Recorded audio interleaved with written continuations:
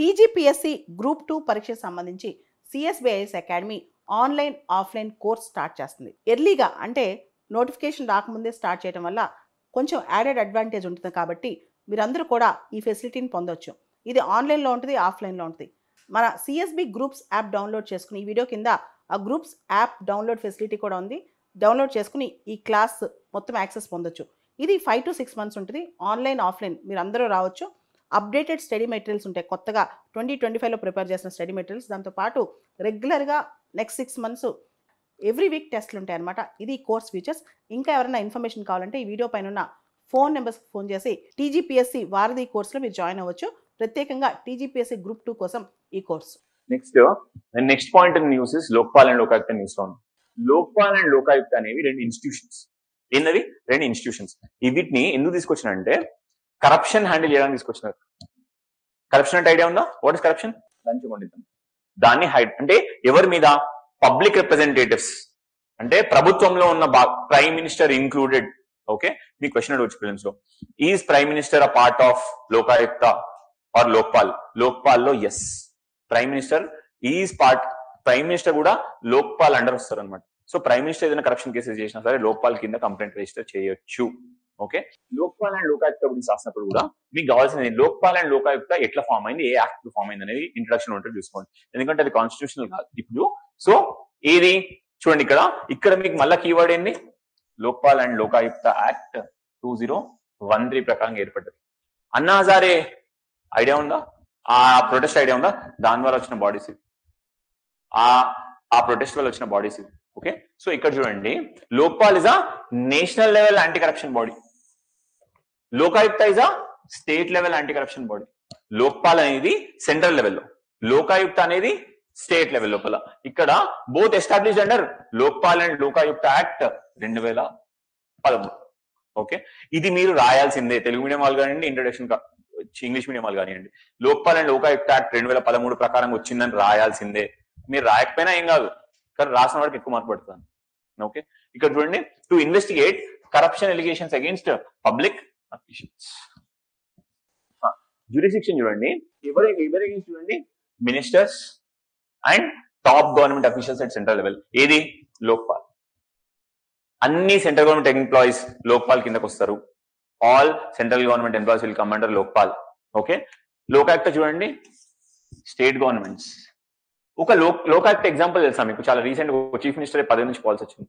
ఇక్కడ ఏ స్టేట్? కర్ణాటకలో. Jharkhand is also fine, but కర్ణాటకలో యడ్యూరప్ప అనే చీఫ్ మినిస్టర్ అంటాడు లోకాయుక్త కేసులోనే పోతారు అనమాట. ఓకే, అది గుర్తుపెట్టుకోండి. మీరు ఎగ్జాంపుల్ కింద అది రాయొచ్చు. సో కాంపోజిషన్ చూడండి, కాంపోజిషన్ ఏంది? Chairperson and 8 members. 50% judicial members ఉండాలి. ఎవరు ఉండాలి? 50%, 50% జ్యుడిషియరీకి సంబంధించిన వ్యక్తులు ఉండాలి. Okay, 8 chairperson up to 8 members, 50% judicial members ఉండాలి. ఇంకొక విషయం ఏంటంటే 50% of composition SC, ST, OBC and women అయి ఉండాలి. ఓకే, అయి ఉండాలి. నెక్స్ట్ చూడండి, లోకాయుక్తలో స్టేట్ కి కొంచెం వేరియేషన్ ఉందన్నమాట. స్టేట్ కి వేరియేషన్ ఉంది. మీకు విషయం తెలుసా? లోకాయుక్తలో మీరు లోకాయుక్త ఎగ్జాంపుల్ రాసినప్పుడు రాయాల్సిన మేజర్ థింగ్ ఏంటంటే 16 states ఇంకా కూడా లోకాయుక్తను అపాయింట్ చేయలేదు. చేంజ్ అయి ఉండొచ్చు, but what I know is 16 states లో ఇంకా కూడా లోకాయుక్త కంపోజిషన్ ఫామ్ అయ్యలేదు. మన తెలంగాణలో ఉందా లోకాయుక్త? నాకు తెలిసిన మటుకు లేదు అనుకుంటా. ఓకే, సో చూడండి, నెక్స్ట్ ఇక్కడ ఏంది? చైర్పర్సన్ అనేవాడు former chief justice of India అని ఉండాలా, లేకపోతే former judge of supreme court అని ఉండాలా? Former chief justice of India or former judge of supreme court, అంటే సుప్రీం కోర్టు యొక్క మాజీ ప్రధాన న్యాయమూర్తి అయి ఉండాలి. ఓకే, లేకపోతే సుప్రీంకోర్టు న్యాయమూర్తి అయినా సరిపోయింది. ఇంతకు ముందు కూడా సుప్రీంకోర్టు న్యాయమూర్తి దేనికి ఉండే? దేనికి? Chief justice. సమ్ కమిషన్ కి చైర్పర్సన్ ఉండే. ఏ కమిషన్? NHRC is fine. నేను చెప్పిన దానిలో డీలిమిటేషన్ కమిషన్. డీలిమిటేషన్ కమిషన్ కి కూడా సుప్రీంకోర్టు యొక్క చీఫ్ జస్టిసే డీలిమిటేషన్ కమిషన్ కూడా హెడ్ గా ఉన్నాడు అనమాట. ఇక్కడ కూడా అదే వచ్చింది. ఓకే, నెక్స్ట్ రండి, టర్మ్ ఆఫ్ ఆఫీస్ ఏంది? 5 సంవత్సరాలు, లేకపోతే తను 70 ఏళ్ళు వచ్చే వరకు. అంటే 68 ఏళ్ళకు ఒకడు అపాయింటెడ్ అనుకోండి దీనికి చైర్మన్ గా. దేని చైర్మన్ గా? లోక్పాల్ కి హెడ్ గా. తను ఎన్ని సంవత్సరాల వరకు కంటిన్యూ అవచ్చు? 73 ఆ 70? 75 years ఆర్ 70 years. అంటే 70 రీచ్ అయిపోయిందంటే రిటైర్ అవ్వాల్సిందే. ఓకే, తను 69 కి రిటైర్ అయినా 69.5 కి ఎక్కిన జాబ్ ని 70కి should leave his office. By 70 he should leave his office. ఈ సెలెక్షన్ కమిటీ ఏం చూడండి, అసలు వీళ్ళని సెలెక్ట్ చేసేది ఎవరు? ఈ లోకాయుక్తని, లోక్పాల్ని సెలెక్ట్ చేసేది. ఈ సెలెక్ట్ చేసేటప్పుడే మీరు గుర్తుపెట్టుకోండి ఎవరు సెలెక్ట్ చేస్తున్నారు దీనిలో. ఎవరున్నారు చూడండి, one is home, chairperson, speaker. Okay, వాళ్ళు ఉన్నారా? సో ప్రైమ్ మినిస్టర్, స్పీకర్ ఉన్నాడు. ప్రైమ్ మినిస్టర్, స్పీకర్ అంటే మీకు ఆల్రెడీ ఒక ఇష్యూ విత్ లోక్పాల్ ఐడియా వచ్చేసిందా? ఏంది? ప్రైమ్ మినిస్టర్ మీద ఎంక్వైరీ చేసే అతన్ని ప్రైమ్ మినిస్టర్ అపాయింట్ చేసుకుంటున్నారు. By the prime minister appointed. And what is he working against for the prime minister. So political interference అనేది ఒక పాయింట్ అవుతుంది ఇక్కడ. మీరు అందుకే కంటెంట్ చదివేటప్పుడు మీరు ఇది గుర్తుపెట్టుకోండి. What can be the issue here? Again వీళ్ళే అపాయింట్ చేసుకుంటున్నారు, వీళ్ళ మీద ఎంక్వైరీ చేసేవాడిని. ఎవరిని అపాయింట్ చేస్తారు? Someone who is soft to them. So that can be an issue. Okay, next చూడండి, leader of opposition in Lok Sabha ఉండాలి, chief justice of India or judge nominated by him. ఎవరెవరు ఉంటారు దానిలో? First prime minister, speaker Lok Sabha, తర్వాత leader of opposition Lok Sabha, next chief justice of India. లేకపోతే chief justice of India కనుక లేకపోతే దానిలో చీఫ్ జస్టిస్ ఇంకొక జడ్జిని నామినేట్ చేయొచ్చు తన ప్లేస్ లో. ఇద్దరు ఉండరు, చీఫ్ జస్టిస్ ఉంటే ఇంకొక జస్టిస్ ఉండడు, ఇంకొక జస్టిస్ ఉంటే చీఫ్ జస్టిస్ ఉండడు. So total how many people? 1 2 3 4 5 5 అని చెప్పేవారు ఉన్నారా? మొత్తం ఎంత కౌంట్ చేసి చెప్పండి ఒకసారి. 1 2 3 4 5 అయింది. 5 4? Anybody here thinking it is 5? అదే చూడండి ఒక విషయం, చీఫ్ జస్టిస్ ఉంటే తినున్నాడు, ఒకవేళ తినుంటే చీఫ్ జస్టిస్ ఉన్నాడు. ఇదర్ చీఫ్ జస్టిస్ ఉండొచ్చు, చీఫ్ జస్టిస్ ఏదైనా పని మీద బిజీగా ఉన్నా, వేరే వర్క్ లో ఉన్నా సరే ఇంకొక జడ్జిని తన ప్లేస్ లో అపాయింట్ చేయొచ్చు అనమాట. సో నలుగురే. అవన్నీ 4. Don't get confused. Next is jurisdiction of Lokpal. Includes ఎవరెవరికి మీద జ్యూరిస్డిక్షన్ ఉంటుంది? Prime minister, ministers, MPs, group ABCD officers and officials of central government. వీళ్ళందరి మీద లోక్పాల్ కి జ్యూరిస్డిక్షన్ ఉంటుంది. వీళ్ళందరి మీద లోక్పాల్ కి జ్యూరిస్డిక్షన్ ఉంటుంది. ఇంకేం చెప్పొచ్చు లోక్పాల్ గురించి? What are the issues with Lokpal చెప్పండి. 16 స్టేట్స్ లో చూడండి, ఫస్ట్ ఇష్యూస్ విత్ లోక్పాల్ లో మీరు ఏం రాస్తారంటే states with no Lokayukta. Example 16 states. Okay, second point ఏం రావచ్చు? Whistle blower protection not implemented. ఏంటది? Whistle blower not concrete. Not అంటే ఏం చెప్పండి? విజిల్ బ్లోవర్ అంటే విజిల్ వేసేవాళ్ళంటే ఎవరు? విజిల్ వేస్తే ఏమవుతుంది? అందరికీ తెలుస్తుంది. విజిల్ వేసేవాళ్ళంటే అందరికీ తెలియడమే కదా. సో విజిల్ బ్లోవర్ అంటే ఇప్పుడు ఒకడు లోపల నుంచి ఆర్గనైజేషన్ లో ఒకడు ఉన్నాడు, వాడు వచ్చి వాడికి ఇన్ఫర్మేషన్ తెలిసి ఉంటుంది, మా దానిలో ఇంత కరెక్ట్ అవుతుందని, వాడిని విజిల్ బ్లోవర్ అంటాం. అంటే ఒక ఇన్ఫర్మేషన్, ఒక కరప్షన్ జరుగుతున్న విషయాన్ని ఒక సెంట్రల్ గవర్నమెంట్ ఏజెన్సీ దృష్టికి తీసుకొచ్చేవాడిని ఏమంటాం మనము? విజిల్ బ్లోవర్ అంటాం అనమాట. ఈ లోక్పాల్ అనే యాక్ట్ ఉంది.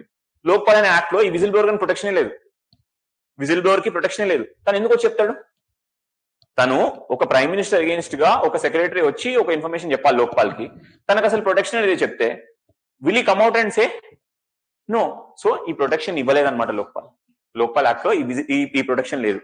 ఇంకా third point is exclusion of judiciary. What is it? Exclusion of judiciary. అంటే కోర్ట్స్ ఇవి లోక్పాల్ కిందకి రావు. అంటే ఒక చంక్ వదిలేసినట్టే కదా. మన 4 కోట్లు దొరికినాయి, ఆయన ఎవరు? High court judge of Delhi court. Can Lokpal take an action? No, because అది దాని జ్యూరిస్డిక్షన్ కిందకి రాదు. Okay, so you can write recent Delhi chief justice incident, corruption incident అని రాయొచ్చా? 4 కోట్లు 3 కోట్లు అవాయిడ్ చేయండి, కానీ కరప్షన్ ఇన్సిడెంట్ అని రాయండి అంతే. పొలిటికల్ 10 మార్కులు కదా క్వశ్చన్ కి. 5 పాయింట్లు 5 పాయింట్లు 5 పాయింట్లు ఇవి రాయండి మీరు. 5 మినిమం ఆఫ్ 10 పాయింట్ ఒక mark. Minimum of 10 points in your answer is must. Okay, TGPSC లాంటి బాడీస్ లో క్వాంటిటీ కూడా మ్యాటర్ అవుతుంది, క్వాలిటీ కూడా మ్యాటర్ అవుతుంది. యూపీఎస్సీ లాంటి బాడీస్ లో క్వాలిటీ ఎక్కువ మ్యాటర్ అవుతుంది, కానీ ఇక్కడ క్వాంటిటీ కూడా మ్యాటర్ అవుతుంది. Okay, that will be about your Lokayukta. So ఏం చేయొచ్చు? Obviously, ఇవి ఎన్ని ఇష్యూస్ అయినప్పుడు what can be your way forward? What can be your way forward? Collegium system for selecting Lokpal. ఏమనొచ్చు? ఫర్ సెలెక్టింగ్ లోక్పాల్ అనొచ్చా? అంటే కొలీజియం లాంటి సిస్టమ్ ని పెట్టి లోక్పాల్ని సెలెక్ట్ చేయండి అనొచ్చా? జ్యుడిషియరీ ఎట్లా సెలెక్ట్ చేస్తుందో అట్లా కొలీజియం పెట్టండి అని చెప్పొచ్చా మనం? సెకండ్ పాయింట్ ఇంకేం చెప్పొచ్చు? ఇప్పుడు ఇది పొలిటికల్ ఇంటర్ఫియరెన్స్ విరుగుడు. పొలిటికల్ ఇంటర్ఫియరెన్స్ అనడానికి విరుగుడు అయిపోయింది. సెకండ్ పాయింట్ ఏం చెప్పొచ్చు, ఇంతకుముందు జడ్జిలు లేరు కదా, నువ్వు ఇప్పుడు ఏం చెప్పొచ్చు, judges under ambit of Lokpal, అంతేనా. Third, states to oversee Lokayuktas are appointed in time.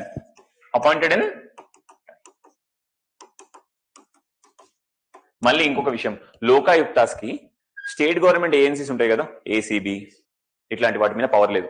So మనం ఏం చెప్పొచ్చు ఇక్కడ, వాటి మీద వాటికి పవర్ ఇవ్వండి అని చెప్పొచ్చు. So power of Lokayukta over state agencies